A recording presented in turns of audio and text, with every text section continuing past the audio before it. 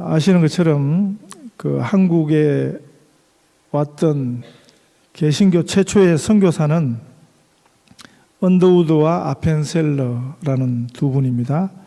지금부터 131년 전에 1885년 4월 15일 부활주일 아침에요. 그 당시 제물포항이죠. 지금은 인천항인데 배를 타고 인천항에 그 두 분이 내린 것이 개신교 선교의 시작이었습니다. 언더우드 선교사가 131년 전에 처음 한국 땅에서 선교 사역을 시작하면서 그 자신을 파송했던 선교부에 선교 보고 겸 그 기도 편지를 써 보내었습니다. 이런 내용이었습니다. 지금은 아무것도 보이지 않습니다. 메마르고 가난한 땅, 나무 한 그루 시원하게 자라오르지 못하고 있는 땅에 저희들은 옮겨와 앉았습니다. 그 넓고 넓은 태평양을 어떻게 건너왔는지 그 사실이 기적입니다. 주께서 붙잡아 뚝 떨어뜨려 놓으신 듯한 이곳, 지금은 아무것도 보이지 않습니다. 보이는 것은 고집스럽게 얼룩진 어둠뿐입니다. 어둠과 가난과 인섭에 묶여 있는 조선 사람뿐입니다. 그들은 왜 묶여 있는지도 고통이라는 것도 모르고 있습니다. 고통을 고통인 줄 모르는 자에게 고통을 벗겨주겠다고 하면 의심부터 하고 화부터 냅니다. 조선 남자들의 속셈이 보이질 않습니다. 이 나라 조정의 내심도 보이질 않습니다. 가마를 타고 다니는 여자들을 영영 볼 기회가 없으면 어쩌나 합니다. 조선의 마음이 보이질 않습니다. 그리고 저희가 해야 할 일이 보이지 않습니다. 그러나 주님 순종하겠습니다. 겸손하게 순종할 때 주께서 일을 시작하시고 그 하시는 일을 우리들의 영적인 눈이 볼 수 있는 날이 있을 줄 믿나이다. 믿음은 바라는 것들의 실상이요 보지 못하는 것들의 증거니라고 하신 말씀을 따라 조선의 믿음의 앞날을 볼 수 있게 될 것을 믿습니다. 지금은 우리가 황무지 위에 맨손으로 서 있는 것 같사오나 지금은 우리가 서양 귀신 양귀자라고 손가락질 받고 있사오나 저희들이 우리 영혼과 하나님 것을 깨닫고 하나님 나라의 한 백성, 한 자녀임을 알고 눈물로 기뻐할 날이 있음을 믿나이다. 지금은 예배드릴 예배당도 없고 학교도 없고 그저 경계와 의심과 멸시와 천대함이 가득한 곳이지만 이곳이 머지않아 은총의 땅이 되리라는 것을 믿습니다. 주여 오직 제 믿음을 붙잡아 주소서. 이렇게 131년 전에 언더우드가 조선 땅을 놓고 기도했는데요. 이랬던 조선이, 우리 한국이 오늘 이렇게 많은 교회와 성도를 가졌습니다. 한국 사람들이 있는 곳에는 그곳이 어디든지 거기는 교회가 모입니다. 대사관 관계, 영사 관계가 시작되기도 전에 한인교회가 먼저 시작한 곳이 너무 많습니다. 지금은 우리들이 교회에 나오고 예수 믿고 하는 것이 별로 놀랄 일이 아닙니다. 그러나 130년 전만 해도 그건 꿈만 같은 일이었습니다. 기적 중의 기적이 우리 삶에 일어난 것입니다. 우리는 무엇보다도 우리가 구원받은 이 사실을 놀라워해야 하는 것입니다. 너무너무 감사한 일인 것입니다. 우리 삶의 최고의 기적이 일어난 것입니다. 이 일을 우리 하나님이 하셨습니다. 이것이 바로 하나님의 절대 은혜, 절대 주권의 선택적 결과입니다. 오늘 본문을 통해서 우리가 이해할 수 있습니다. 주님이 우리를 긍휼히 여기셨습니다. 주님이 우리를 불쌍히 여기셨습니다. 그래서 우리에게 이런 결과가 온 것입니다. 본문이 이렇게 증거합니다. 원하는 자로 말미암음도 아니요 다른 박질하는 자로 말미암음도 아니요 오직 긍휼히 여기시는 하나님으로 말미암음이니라. 2000년 전에 사도 바울이 로마에 있는 성도들에게 이렇게 편지를 쓴 것인데요, 이 편지가, 이 말씀이, 이 복음이 오늘 우리에게 적용이 된 것입니다. 얼마나 놀라운 일입니까? 절대 은혜의 결과인 것입니다. 절대 우리 하나님의 주권의 결과인 것입니다. 오늘 본문에서 바울은 주권자 하나님을 토기장에 비유했습니다. 꽃 같은 흙덩어리지만 그 진흙을 빚어서 어떤 그릇은 귀선은 귀한 그릇으로, 어떤 그릇은 천한 목적의 천한 그릇으로 만들게 하는 것은 그건 전적으로 토기장이의 주권이라는 것입니다. 많은 사람들이 자주 착각하는 것 하나가 하나님을 두고 왜 이랬습니까? 왜 이랬습니까? 하고 이렇게 따지는 것입니다. 그렇게 따질 수 있는 존재로 하나님을 착각하는 것입니다. 우리가 분명히 알아야 될 것은 하나님은 창조주이십니다. 우리는 피조물이라는 사실을 우리가 분명히 알아야 하는 것입니다. 사실 이 차이를 토기장이와 그 진흙으로 비유하는 것은 그건 비유일 뿐입니다. 우리를 알아듣기 쉽도록 하기 위해서 하는 비유일 뿐입니다. 피조물이 창조주와 피조물의 차이를 모를 때 이것은 엄청난 영적인 망각입니다. 이 상태에서는 무엇을 해도, 어떤 질문을 해도 그건 어리석을 뿐인 것입니다. 하나님은 창조주이십니다. 하나님은 이 지구만 만드신 분이 아니에요. 성경에 보니까 하나님은 우주의 창조주이십니다. 우주의 주권자이십니다. 인간이 아무리 지혜가 발달해도 아직 지구가 속한 태양계의 비밀도 다 몰라요. 우주라는 전체 공간에 되면 우리가 속한 태양계는 이거는 없는 거나 마찬가지입니다.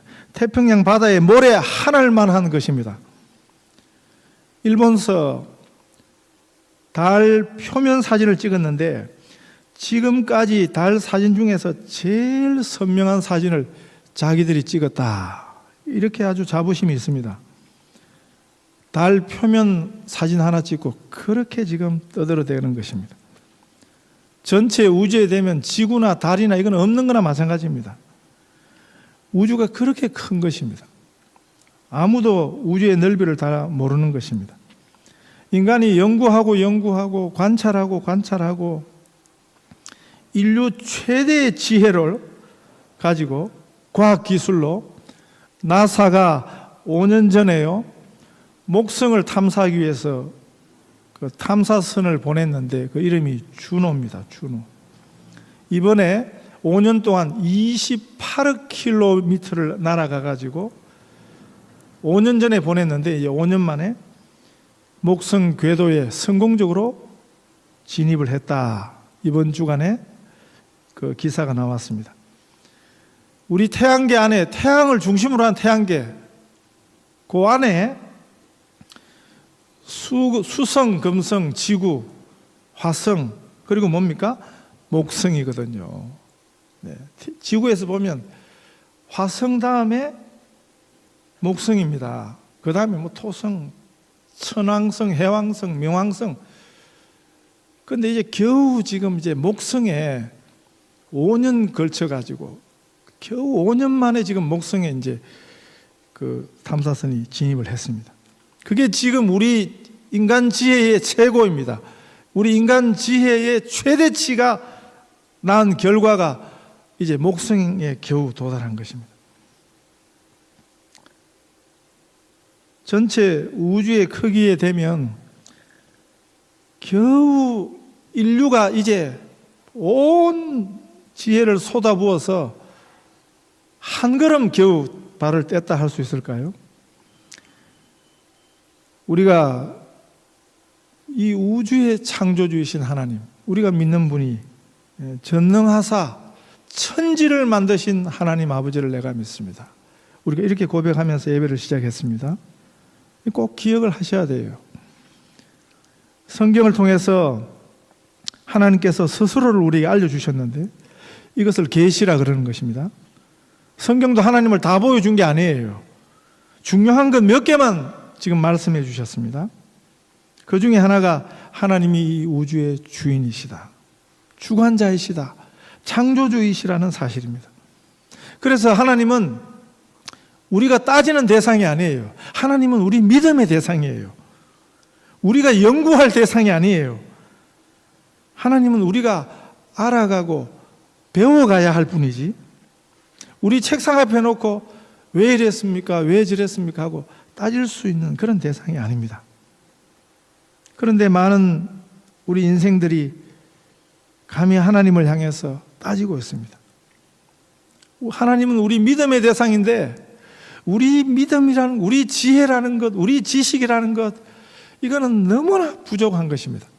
그런데 이거 가지고 하나님이 있니 없니 이렇게 도전하고 유치한 그런 반역을 행한다는 것입니다. 바울은 이렇게 고백했습니다. 만물이 주에게서 나오고 주로 말미암고 주에게로 돌아가미라. 모든 것이 하나님께 속했습니다. 특별히 구원이 그렇습니다. 구원은 하나님께 절대 속한 하나님의 비밀입니다. 우리를 구원하시는 하나님의 일은 그래서 비밀인 것입니다. 다 풀 수 없는 신비인 것입니다. 언더우드 아펜셀러가 두 사람이 그 두 알의 복음의 씨가 조선 땅에 떨어졌는데 130년 지나고 오늘 이런 일이 일어날 줄을 누가 감히 계산할 수 있겠습니까? 누가 감히 생각할 수 있겠습니까? 우리가 천국에 가면 여러 가지 때문에 놀라게 될 것입니다. 우리가 그곳에 있다는 사실을 알고 우리가 놀라게 될 것입니다. 다른 사람이 아니라 내가 그 천국에 있다는 사실을 보고 놀라게 될 것입니다. 저는 오늘도 놀랍습니다. 제가 구원받았다는 이 사실이 너무 놀랍습니다. 하나님의 구원을 감사하십시다. 하나님이 이 예배의 자리에 우리를 있게 하신, 우리를 부르시고 우리를 구원하셔서 하나님 자녀로 예배할 수 있게 하신 이 사실을 감사하십시다. 시편 14편 1절은 이렇게 말씀하십니다. 어리석은 자는 그 마음에 이르기를 하나님이 없다 하도다. 저희는 부패하고 소행이 가정하여 선을 행하는 자가 없도다. 인간은 피조물입니다. 하나님이 인간을 지으셨습니다. 그럼에도 불구하고 인간은 과연 하나님이 인간을 만드셨나? 과연 진짜 하나님이 이 생명 존재를 만드셨나 하고 논쟁을 하고 있습니다. 하나님이 계시냐 계시지 않느냐 하는 문제는 어리석으냐 그렇지 않은가의 문제입니다. 인간은 하나님께서 만드셔서 태어났는데 어떻게 이런 논쟁을 할 수 있겠습니까? 이것은 마치 내가 스스로 세상에 태어났느냐 부모에게서 났느냐 하고 묻는 것과 꼭 같은 것입니다. 내 부모가 누구인가? 그거는 논쟁을 할 수 있습니다. 그러나 내가 스스로 태어났는가? 부모가 나를 낳았는가? 그렇게 논쟁하는 것은 그건 어리석은 것입니다. 그건 악한 것입니다. 본문은 주권자이신 하나님을 설명합니다. 하나님의 절대 주권을 설명합니다. 이것이 토기장이 비유입니다. 토기장이가 진흙 한 덩어리를 가지고 하나는 귀히 설 그릇을, 하나는 천이 설 그릇을 만들 권한이 없느냐? 이렇게 질문하지요. 토기장이는 하나님이십니다. 토기는 그 만드신 바, 지으신 바 된 인간입니다. 인간은 흙입니다. 하나님께서 흙으로 빚고 코에 생기를 불어넣어서 첫 번 인간을 만드셨습니다. 그래서 인간은 죽으면 우리의 육체는 흙으로 돌아가는 것입니다. 토기장이는 진흙을 잘 반죽해서 자신이 원하는 그릇을 만듭니다. 토기장이는 그릇을 만들 때 똑같이 만들지 않습니다. 어떤 것은 크게 만들고 어떤 것은 작게 만드는 것입니다. 어떤 것은 귀 쓰이는 그릇으로 만들고 어떤 것은 막 쓰이는 그릇으로 만드는 것입니다.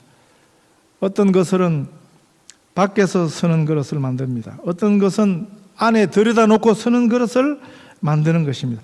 흙이라는 재료는 같지만 토기장이 마음과 필요에 따라서 그릇을 만드는 것입니다. 토기장에게 이렇게 마음대로 만들 권한이 없습니까?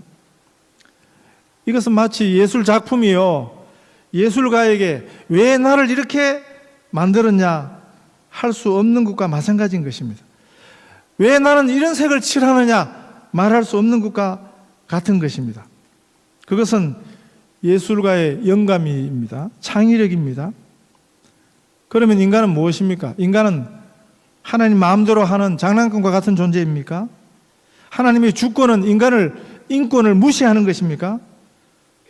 그렇다면 인간은 불필요한 존재입니까? 소나 돼지나 물건과 같은 존재가 인간입니까? 하나님의 주권은 인권을 결코 무시하지 않습니다.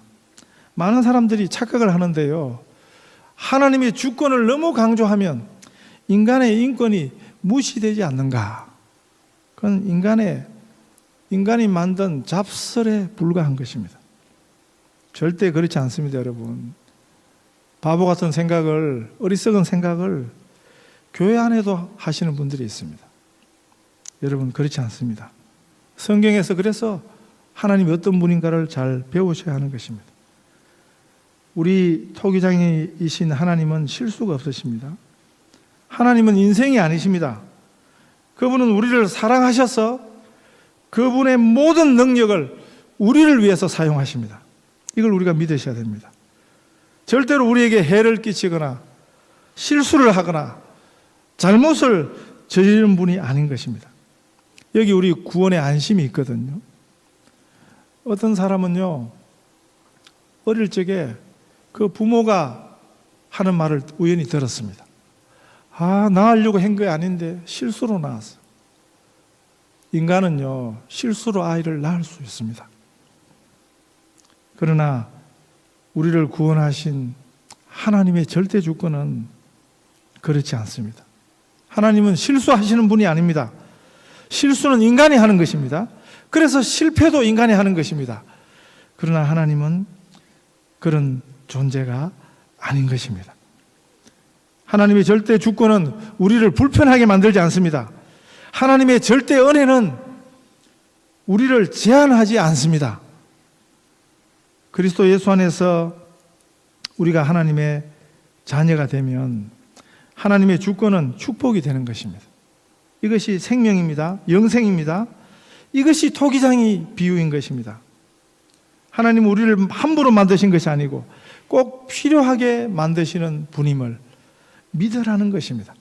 하나님께서 우리를 가장 아름답게 만드십니다.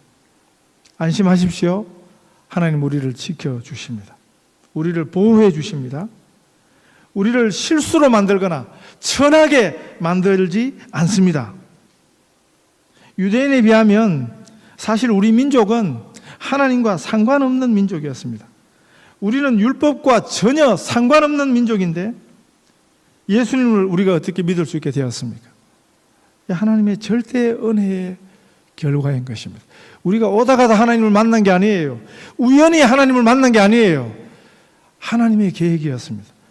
하나님의 절대 주권의 선택의 결과였습니다. 그래서 우리가 하나님의 자녀가 된 것입니다.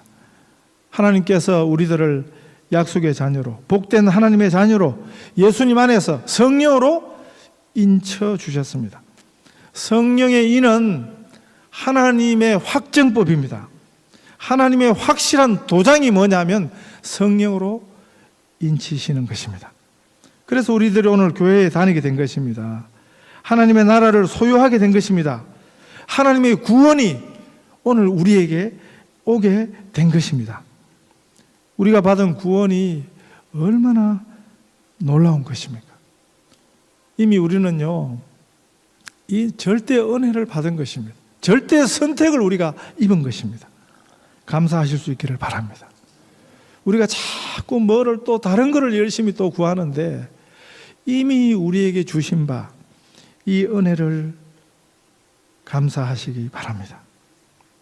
우리의 구원은 하나님께서 창세전부터 예비하신 것이라고 성경이 가르쳐 주십니다. 그렇기 때문에 쉽게 흔들리는 게 아닌 것입니다. 마귀가 훔쳐갈 수 없는 것입니다. 절대 속지 마시기 바랍니다. 우리가 죄를 지어도 실패하지 않습니다. 우리는 실패하도, 우리는 넘어져도 하나님은 실패하지 않습니다. 우리가 하나님의 손을 붙든 게 아니에요. 하나님이 우리를 붙드신 것입니다. 하나님이 우리의 인생을 붙드신 것입니다. 하나님의 손은 실패하는 손이 아닌 것입니다. 그 아무것도 하나님의 손에서 우리를 뺏어갈 자가 없는 것입니다. 하나님은 하나님의 백성 되기를 원하십니다. 죄 용서받고 긍휼함을 받고 천국 백성 되기를 하나님이 원하십니다. 이 세상에는 소망이 없지만 하나님께는 큰 은혜가 있습니다. 이것이 구원입니다. 이 구원이 하나님의 절대 은혜의 결과로 절대 주권적 선택의 결정으로 된 것을 믿으시기 바랍니다. 믿고 감사하십시다. 찬송하십시다. 이 은혜에 힘입어 이 믿음으로 살아가시는 우리 온 성도들 다 되시기를 축복합니다.